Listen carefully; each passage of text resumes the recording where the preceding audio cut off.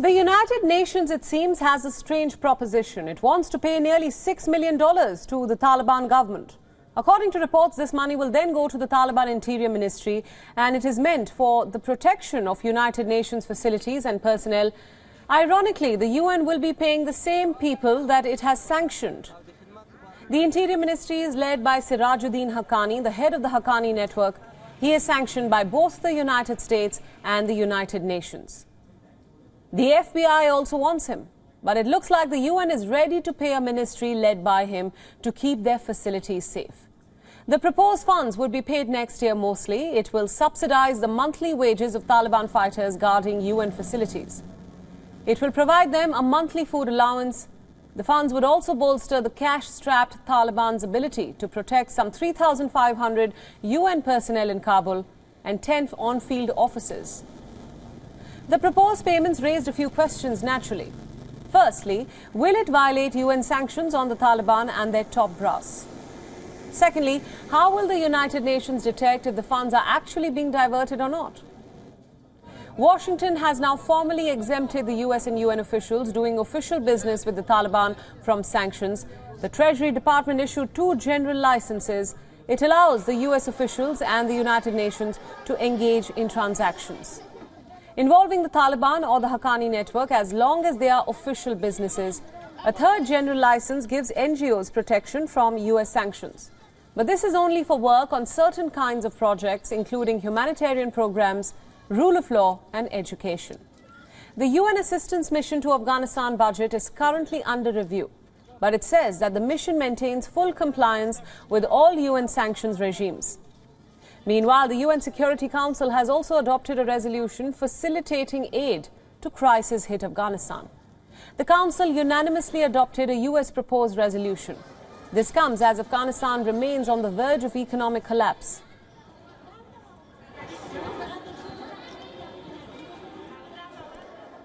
Now, to understand this story better, our correspondent Susan Tehrani is now joining us live on this broadcast from New York. Susan, thanks for joining us.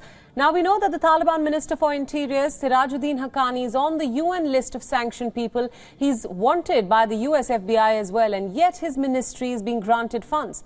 Does it not contradict the UN's position on the matter? Absolutely. And this is, a report that the United Nations is proposing to pay this $6 million that came out by Reuters, and Reuters itself reached out to the United Nations and the U.S. Treasury. It's still not clear whether or not these payments do violate U.S. and UN sanctions on the Taliban and top leaders. But considering the fact that its main leader is under sanctions, it will raise questions. And also, it's important to take into consideration that these payments are not going to be directly made to these Taliban fighters guarding UN agencies and UN aid workers. To make matters worse, they're not going to get paid directly, but they're going to be paid through quote-unquote de facto authorities, which only paves the way more for corruption, basically. And there is basically not going to be any kind of oversight once this money is funneled into the Taliban hands. Right. Now, Susan, you're mentioning that corruption, of course, is a big concern and that there will be no oversight once these funds are actually disbursed into the country. So how will the US or the UN, for that matter, ensure that the money is allocated where it needs to be?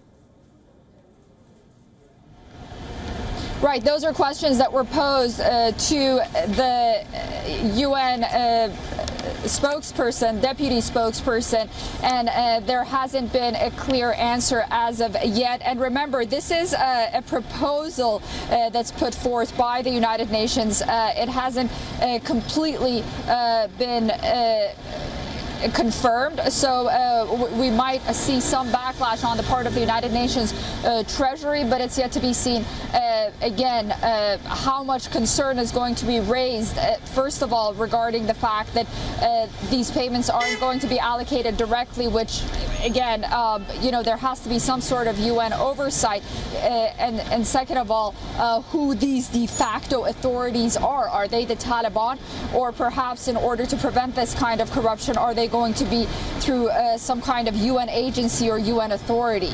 Right, absolutely. Just summing up what you just said, tell us a little bit more details for more clarity about this UN Security Council, which is now adopting the resolution, in a sense to ease humanitarian funds, which is of course separate from the funds to the Ministry of Interiors in Taliban.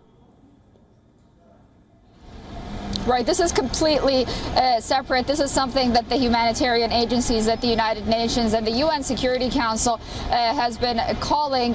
They say that this is something that the people of Afghanistan are going to benefit more from. And for months now, observers have been warning that millions face a choice between starvation and migration. The Security Council resolution, I'm just going to just read a few lines of what it says. It says that payments of funds, other financial assets of economic resources, and the provisions of goods and services necessary to ensure the timely delivery of such assistance to support activities are permitted. They say that it is not violating the sanctions that are imposed by the Taliban and certain entities.